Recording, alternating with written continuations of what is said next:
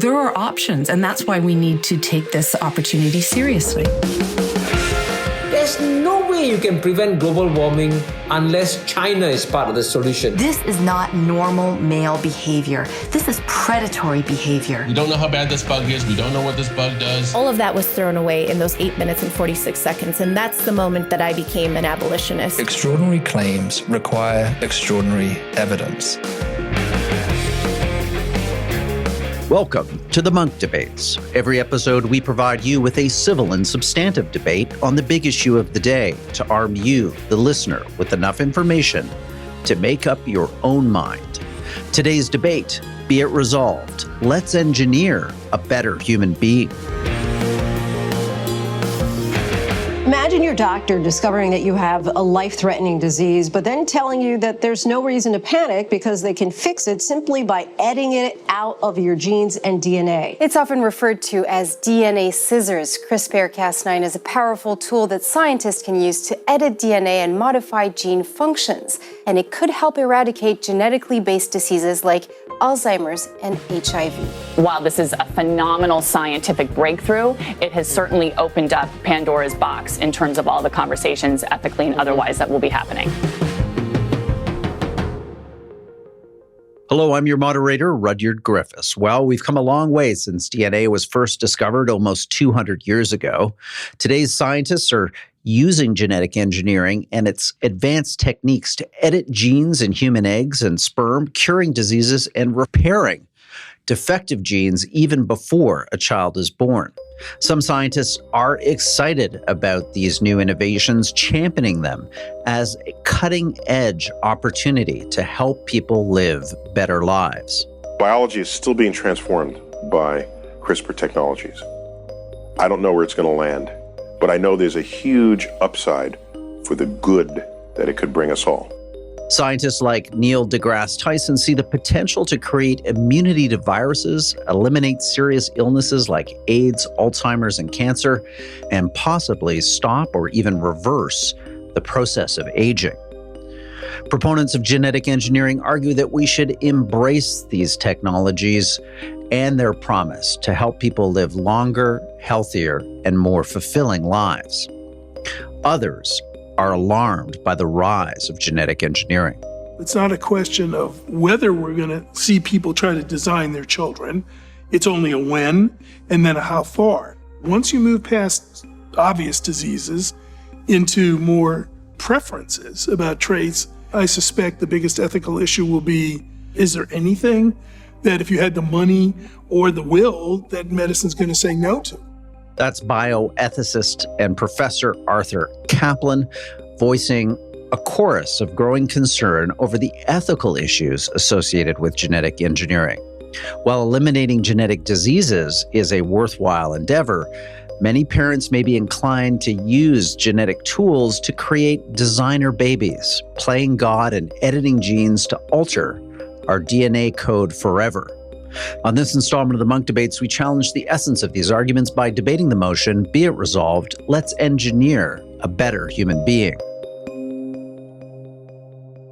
Arguing for the motion is George Church. He's the professor of genetics at Harvard Medical School and pioneered the use of the enzyme CRISPR tool to edit the genes of animal and human cells.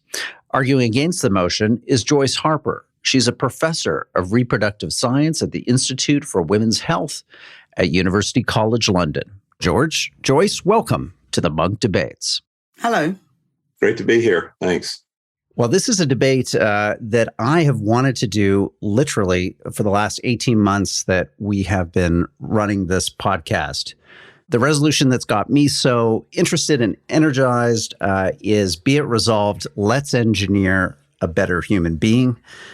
The opportunity to have this conversation with both of you, with your considered opinions, your deep knowledge and insight of this subject area is just a personal privilege and one that our Munk members and community really appreciate both of you participating in. So as per standard process, we are going to have you, George, speak in favor of the motion. As agreed, that means that you go first. So I'll put a couple minutes on the clock and turn the program over to you. Great. So let's engineer a better human being is the proposal here. And I think we all might have a little problem with the word better. I think most people don't like saying that one human being is better than another in some global sense. And engineers typically aim for better in a particular category, not in general.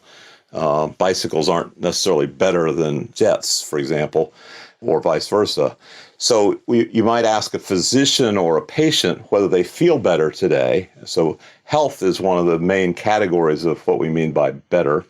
And we also need to recognize that almost all technology is an enhancement over our ancestral state. We would notice it if we went back in time.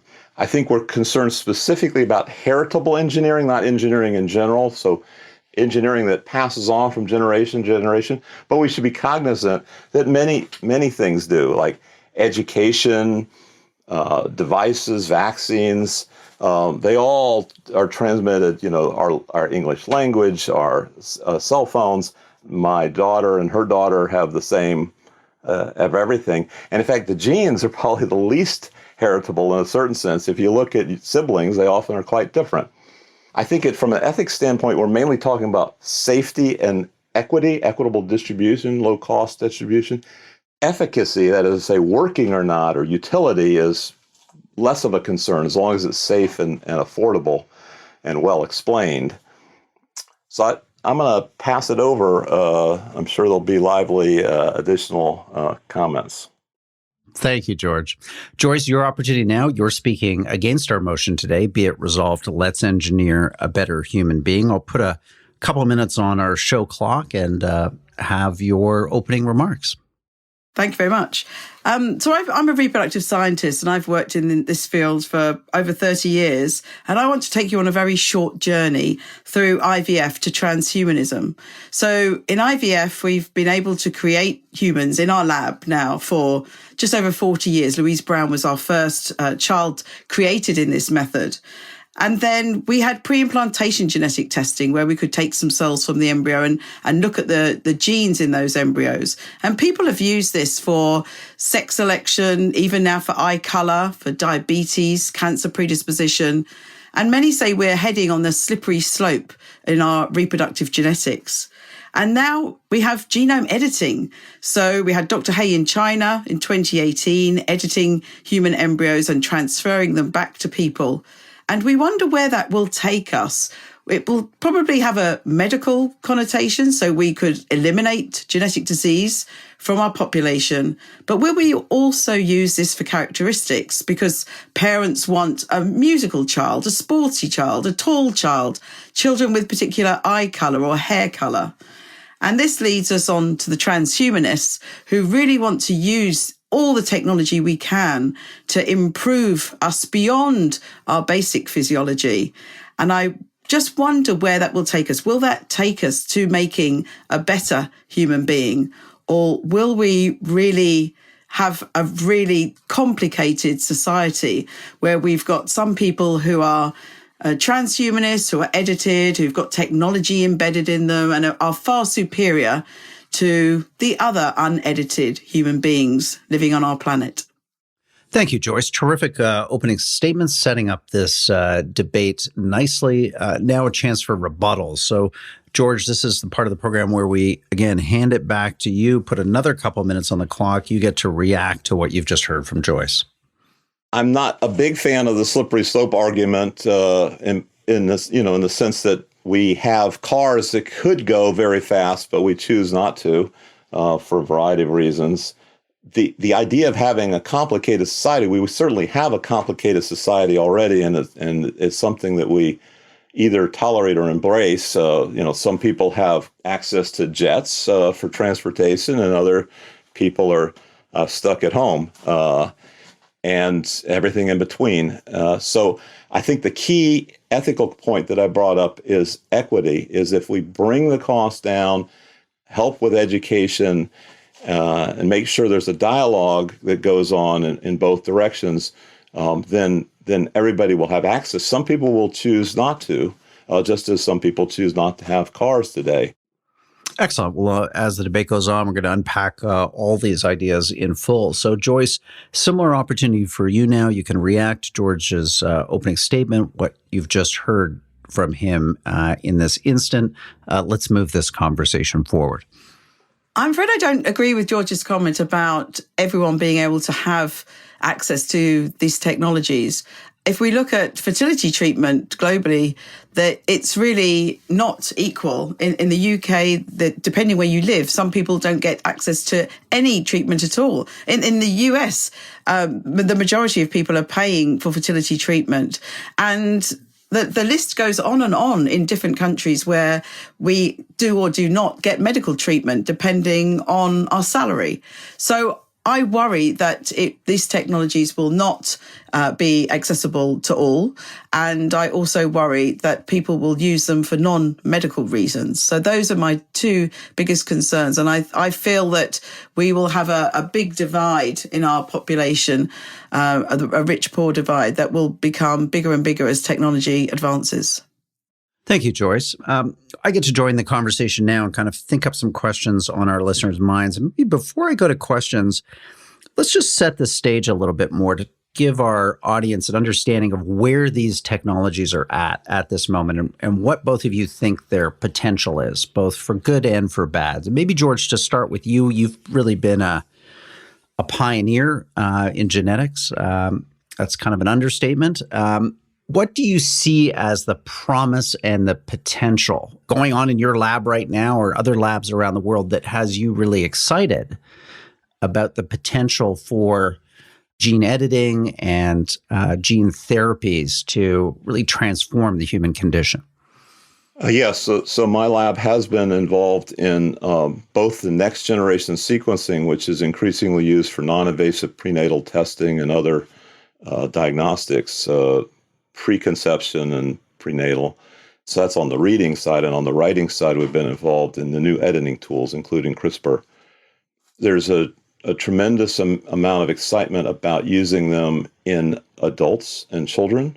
I think there's very little case to be made for embryos, but there has been an experiment done on at least 3 human embryos, which are now 3 years old. And as far as we know, they're all 3 healthy. So that's better than a better track record than some technologies when they're first introduced.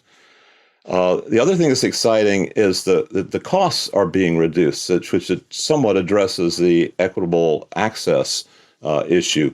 So my group has helped contribute to reducing the cost of DNA sequencing by 20 million fold. It's come down from 3 billion to 300, and it continues to plummet. And hopefully it can be made free at some point, because in the same sense that Wikipedia is free, you do have to provide people with access to electronics. And then delivering genes is now getting very affordable, in that the 2 of the main COVID vaccines are gene delivery and very analogous to gene therapy, distinct, however, because they're vaccines. And they cost as low as $15 a dose, which is getting on the low end of vaccines in general, even though it's using a high tech for the first time ever. This is how genes are being delivered. So all of those things, I think, move us in the direction of equitable access. And the fact that we could have a big divide is already the case for so many technologies. So, Joyce, you are a professor of reproductive science. So, as you said, you've had a long career as these technologies have exploded in your field. And I think it'd be interesting for our audience to hear a little bit more about your concerns here about how these technologies, in your experience, are being used now for things that aren't necessarily about health. They're about identity. They're about extenuating cultural preferences. In some cases, cultural preferences that, frankly, are not very friendly to, let's say, an emancipated view of women. We could go on. You understand what I'm getting at. I think it'd be interesting for our audience to hear a little bit more about your practical experience and how that is the foundation of these concerns that you have about gene editing and gene enhancement. Yes, certainly. So it was 1978 that Louise Brown was born. And really, just in those 40 years, it's just incredible how exponentially the field of reproductive science is grown and what we can do now. On July 25th, 1978, the birth of Louise Brown in England gave hope to infertile couples around the world. Known as the world's first test tube baby, the infant was the first child born through the then revolutionary procedure known as in vitro fertilization. We never imagined back then that we'd be editing human embryos and putting them back and making children. So even when IVF was first started, it was very controversial, and Steptoe and Edwards, who created Louise Brown, were really criticised for their work, and people said they were playing God and it was unethical, and the whole slippery slope. I can absolutely see why George doesn't like it, but it's something that we've always talked about in reproductive science. And in the late 80s, the technique pre-implantation genetic testing started, and this was developed to look for inherited disease in these embryos that we could now generate in our laboratory. So we took a few cells from the embryos and then did our genetic tests. And it was designed for a very strong reason, to help couples who are at risk of transmitting a genetic disease such as cystic fibrosis or beta thalassemia to their children. But very soon it's been used probably by thousands of couples every year, and probably most of them fertile couples that don't even need to go through fertility treatment, but they're using it to choose the sex of their child. And there are some countries where, you're not going to be surprised, the majority of people in that country are choosing a boy. So we don't have data, unfortunately, on how often this is done. It's illegal in the European Union to choose the sex of your child if there's no medical reason. But certainly it's done outside Europe, the US and other countries with huge regularity. It's probably thousands a year. There's also a company now offering for you to check the eye color of your child, depending on the genes that the parents carry. And there is another company also now looking at multifactorial diseases such as predisposition to diabetes and cancer and heart disease. So in the UK, we're governed by the Human Fertilisation and Embryology Authority, and they say that we can only do pre-implantation genetic testing for a serious disease. But how you define serious is really as long as a piece of string. And we have done testing on an embryo for inherited deafness and for cancer predisposition. But where we would take these things in the future and these genetic testing is once we can sequence the human genome from an embryo, just from a few cells from an embryo. I always tell everybody, if they haven't seen Gattaca yet, now's the time, because we are unfortunately here. 10 fingers, 10 toes, that's all that used to matter. Not now. Now, only seconds old, the exact time and cause of my death was already known. Neurological condition, 60% probability. Manic depression, 42% probability. Attention deficit disorder, 89% probability. Heart disorder. We can almost now sequence the genome from our few cells and then find out everything about that future child, and then the parents could choose from the embryos that they have in their lab, in the dish in the lab, which embryo would be the one that they would choose preferentially. Maybe they're very sporty and they want the embryo that's going to produce the child with the most predisposition to sport, or they're musicians and they want the embryo that's got absolute pitch.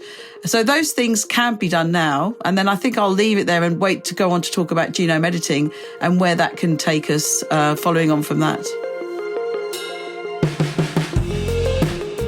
Hi, Rudyard Griffiths here, your host and moderator. I have a favor to ask you. Please consider becoming a Munk member. Membership is free and you get access to a series of great benefits, including a 10-plus year library of some of our best debates, dialogues, and podcasts. You also get a free monthly newsletter featuring the debates that we're watching around the world. And you get a specially curated Friday weekly Munk members only podcast that focuses on the big international events and trends shaping our world. All of that, again, free at www.munkdebates.com. I hope you'll consider joining and becoming part of our community. Now, back to our program.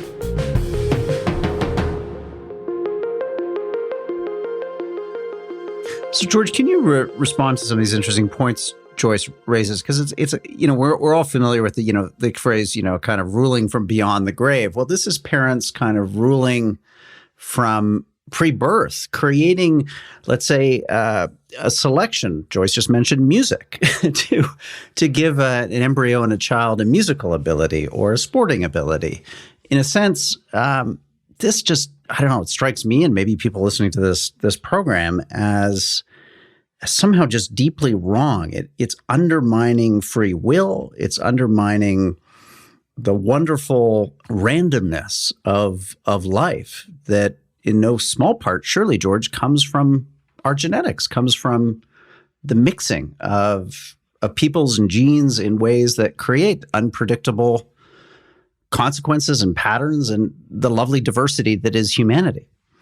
Yeah, I agree with most of what Joyce has said, but it doesn't address the question of whether we should engineer healthier humans by the means. It's simply questioning whether every thing that we do has to do with health. It is definitely the case that many of our technologies are not focused on health. Our technologies have to do with fashion or sports or so forth. They're really not. But George, just because this is fascinating, and just to interject here just briefly, intelligence. If you're more intelligent, are you healthier? I don't know. There's an attribute possibly that we could select embryos on a basis for. Is that something we should consider?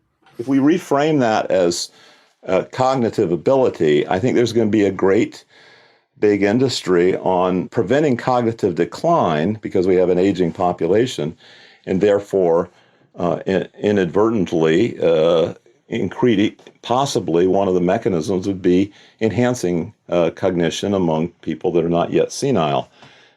That's not necessarily a negative thing, but it is getting a little bit away from standard health care, but it is an unintended consequence. Mm-hmm. But it's not something that's specific to germline human editing.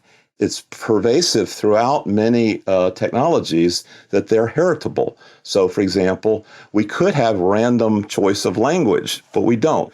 For I don't know how many generations back, my family has spoken English.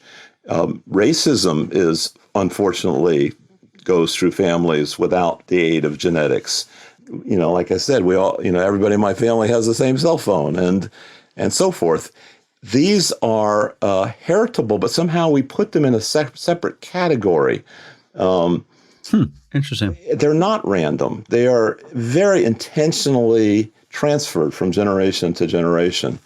So I think that I would certainly join everybody on the side of we should legislate or arrange in some way that everybody treat each other better, that they not stigmatize people that are different morphology and coloration and so forth. But that's a separate issue than whether we should develop the technology for making people healthier in general. Thank you, George. Just a reminder to our listeners, our debate resolution today, be it resolved, let's engineer a better human being. So, George, I want to come back to you on what you just heard from George there, and a kind of interesting idea that there are all kinds of inherited things that we pass on from our children that transmit through cultures. So are we really being fair here to genetics and genetic engineering and manipulation by somehow separating it out as something different and therefore potentially dangerous or bad for society? Well, how I see the near future is that we now have the technology here definitely to test our embryos for probably their whole sequence, and very soon to edit the embryo if it's not quite how the parents would want it to be. And that can be related to health, but it's going to throw up everything about that potential person as well, their characteristics and anything that's heritable. So if we have the technology to do that, should we do that to make a healthier person? And if we should, so do we stop then any normal, good old-fashioned reproduction and get everyone to go through IVF, get every potential person in our lab, in our dish, biopsy them or edit them to be the healthiest person we could create? That to me is the $1 million question. And I think the answer, even though it makes me feel uncomfortable, is that at some point that's where we will be. So I'm sure we all know Aldous Huxley, Brave New World, written almost 100 years ago. And that was his scenario, was that we don't have a family. We aren't carried or gestated in our mother. We're kept in a lab. And the lab decide how we're going to be. Are we going to be an alpha, beta, gamma? What level are we going to be at? And it was the embryologist who, working in that clinic, the embryologist who works in IVF clinics now, who are the ones that also would do the genome editing. They're the ones that are deciding the fate of the embryo. And I think it's inevitable, but it's a little bit scary. And I'm not sure whether it's utopia or dystopia. And Brave New World obviously goes the wrong way. But I think we need to talk about it. And just because we can do it, should we do it? I think we will. But then will everybody really do it? Will we really stop normal reproduction and all reproduction will be assisted? There's lots of questions there, but I think it's going to happen. Maybe not in my lifetime. Depends how much I get edited for my longevity. But, it's something that we have to think about because I think we're at an absolute turning point in reproduction. I think it's here now and we need to talk about it. And that's why so many people have. George, your thoughts on that? Huxley's Brave New World, is this what awaits us? I mean, you're an engineer as well as a geneticist. I mean, you more than most people understand the dual uses of technologies and how historically technologies with incredible promise, nuclear power, suddenly also produces a catastrophic dual use capacity. Why maybe are you more optimistic that genetic engineering isn't going to collapse into one of those sharp kind of binary distinctions as a technology, throwing off incredible potential social goods, but also potentially catastrophic social and cultural consequences? Well, I think I actually agree with Joyce that there is a possible inevitability, although I think we shouldn't give in to inevitability arguments because there are some things that we have avoided. I mentioned the speed limits on cars. So we can regulate very attractive technologies, and I think we will and should in this case. We already have the FDA that keeps us out of trouble in many ways, but we'll have to extend it to this particular category. I think the Brave New World was more dystopic than we will actually have because they intentionally made epsilons which were not as healthy by our current definitions anyway as they could have been. And so I don't think there's going to be a temptation for us to make disabled individuals. I think the focus will be on enablement. And we might be able to do it outside of IVF clinics. So part of the stigma here is IVF is somewhat invasive, hormone treatments and so forth. But Joyce is absolutely right. It could result in more and more in vitro work. Almost every technology we need to guard against the dual use. Almost everything new that's powerful does have that possibility. We just need to anticipate it, and that's why I agree with Joyce that we should have conversations, partly because you never know who's going to think out of the box to come up with a negative scenario that we want to avoid. A short time ago, an American airplane dropped one bomb on Hiroshima and destroyed its usefulness to the enemy. That bomb has more power than 20,000 tons of TNT. With this bomb, we have now added a new and revolutionary increase in destruction. I think if we had an open discussion about nuclear weapons before we fired the first ones, or if if the discussion had happened before World War II rather than after, it might have been a different world. So I think the discussion is a very key component of all this. Joyce, I wondered if I could, again, just put you in service of the audience a little bit and explain to the layperson what CRISPR is and why you have some concerns about that. So let's maybe move beyond the editing of embryos to our increasing ability in terms of technology to edit the soma, the body, through some genetic techniques and engineering that actually George was a pioneer in helping create. Absolutely. I'd hate to describe CRISPR when I've got George on the other end, who, as you say, is one of the pioneers of the CRISPR technique. But correct me if I'm wrong, George, I believe that CRISPR is a transient technique, as often these technologies are, and they do evolve very quickly. And we've got very wrapped up with CRISPR, but there are other techniques that are coming in that will edit the genome, which are going to overtake it and have started to overtake it now.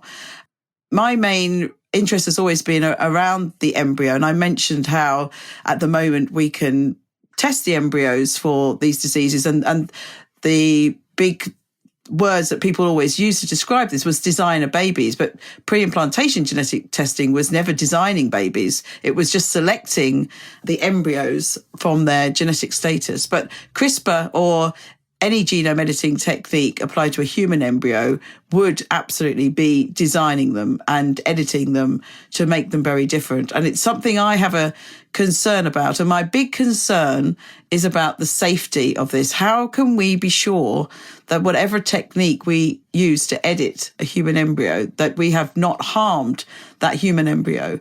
And I have asked many fertility experts and IVF experts around the world if they can tell me what test we could do, or series of tests we could do in the short term to be sure that we haven't harmed the embryo with any of these technologies. And unfortunately, we don't have one. We need generations of studies. And yes, we can do every animal study known to mankind, but we're human, and humans are different. George, do you want to come back on that, just on the safety aspect? I mean, how do we know? Because the problem here is the effects of the edits and how and when they show up in terms of illness or disease, and potentially the very long timescales, or even illnesses that are hereditary, that are the result of genomic editing, that we'd have to wait until the next generation came along to fully assess. I mean, this practically makes the FDA look like a racing train in terms of the ability to approve and assess whether medical interventions are in fact safe.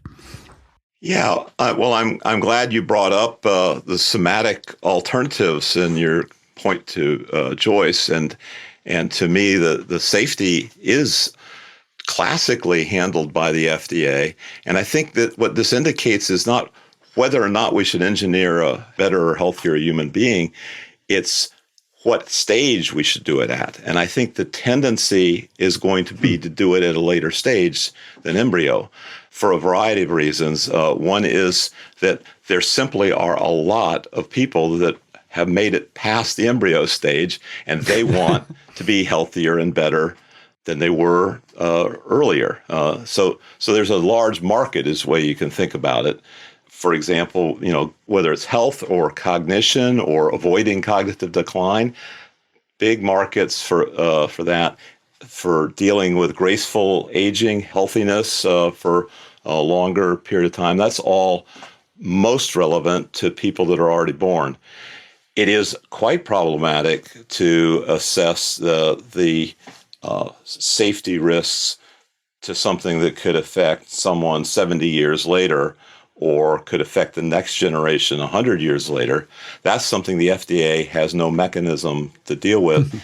I think the question is not whether we should engineer ourselves to be healthier, it's at what stage, and I would guess that it's going to be mostly in people that are already alive. And we can see that the price of doing that is plummeting. Mm-hmm. The technologies are happening exponentially. They're improving exponentially, cost and quality. We still have to pay attention to long-term safety. It's just it's less long-term if you're already, say 70 years old. Thanks, George. So Joyce, we're going to do all this possibly in a capitalist system. George mentions markets here. There is a scramble net right now multi tens and hundreds of billions of dollars scramble around genetic engineering and life sciences. Do you have some particular concerns in that regard? I mean, to the extent to which this is technology that doesn't simply exist in a lab or in a kind of necessarily in a government regulated, contained space or processes. I mean, they obviously impinge upon whatever therapies or drugs are developed. But do you have a particular concern about this moment in our culture? You've talked about inequality at the beginning of this debate. Maybe you could say a bit more on that. Unfortunately, I do have concerns, and I really love George's optimism that this will be available for all and the price will go down. But in my field, in IVF, the IVF market itself is just a multi-billion-dollar business. It's in every country, it's literally million-dollar business. I think the latest prediction was that in about 5 years, the global fertility market was going to be worth $36 billion. Where is all this money coming from? Most of it is coming from patients who are paying for this treatment. IVF cycles now in the UK, as I said, most of it's not offered on our health service, and it's about between £7,000 and £10,000 for an IVF cycle when you go privately, so people can't get access to it. And it's the same for pre-implantation genetic testing. So unfortunately, because of the field I've been in for the last 30 years, I really worry about these technologies being totally available to all. And I just see the divide already of fertility treatment and where we're heading with that, and seeing, for example, the pre-implantation genetic diagnosis testing companies are being sold left, right and centre for millions of dollars. So unfortunately, in my field, things aren't getting cheaper and cheaper. They're cheaper to do, but the prices don't change and the patients pay for those prices. So I really hope that we can have a change of this. And it's really great to hear George say that for treatments for those of us that are already here, it's looking so positive and optimistic. I just wish that in my field it was going to be the same, but I fear it's not. George, you're involved with a number of companies. You've been, in addition to a geneticist and engineer, a bit of an entrepreneur in this space. So give us an argument for why we should be kind of, again, possibly optimistic about the role that, private capital and an entrepreneurial system can bring to the development of these technologies and their rollout globally. Well, I think we don't want blind optimism. I think that, and we don't want pure capitalism without regulation. We greatly benefit from the FDA. I almost never worry about the FDA making things tougher and stricter. I sometimes worry about when a patient advocacy group might make them a little softer for a moment. But I think that we have the potential of, even for almost everything that's currently expensive, there is a very positive slippery slope towards complete affordability. I mean, probably the best example in history is the smallpox. That is now $0 to everybody on the planet. You don't even have to vaccinate people anymore because it's extinct. That should be our guiding light. That should be our gold standard, is we want to bring the price down to zero. I think there are ways that the technology will improve within IVF, and there will be ways the technology improves completely outside of it. I want to go to closing statements. This has been a fascinating debate today, one that I've wanted us to do on this program for really since its inception. And that resolution has been, be it resolved, let's engineer a better human being. So, Joyce, I'm going to put a couple minutes on the clock, let you wrap up this debate from your perspective. You've been arguing against the motion. What are the key points that you want to leave our audience with? Well, I'm really happy to hear George's optimism, and his lab have been doing the most amazing work, which I am absolutely sure are going to make us help us engineer a healthier human being. So I hope that work continues and we're going to see a real difference to the health of the global population. But from my perspective as a reproductive scientist, there is hesitancy around using some of this technology on human embryos and where we go with that. And I think we need to think carefully about how we use these technologies on a human embryo and the safety of these procedures and what it will mean for the future of humanity and access of this technology to all. So I think there needs to be a little bit of hesitancy about applying this across the board. Thank you, Joyce. George, we're going to give you the last word in our debate today. Be it resolved, let's engineer a better human being. So I think we've kind of converged on a lot of points. I think there is maybe consensus that embryo may not be the ideal place, at least in the near term, because of the problematics of doing long-term safety evaluation and the attractiveness of doing it either preconception or in adults is much more possible of being regulated with more confidence. We should worry about these technologies in advance, and it's great that we have conversations like this one. Thank you.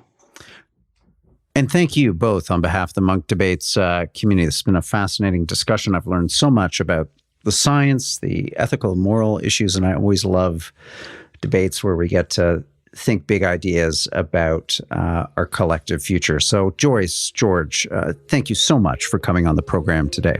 Thank you. Thank you. I enjoyed it.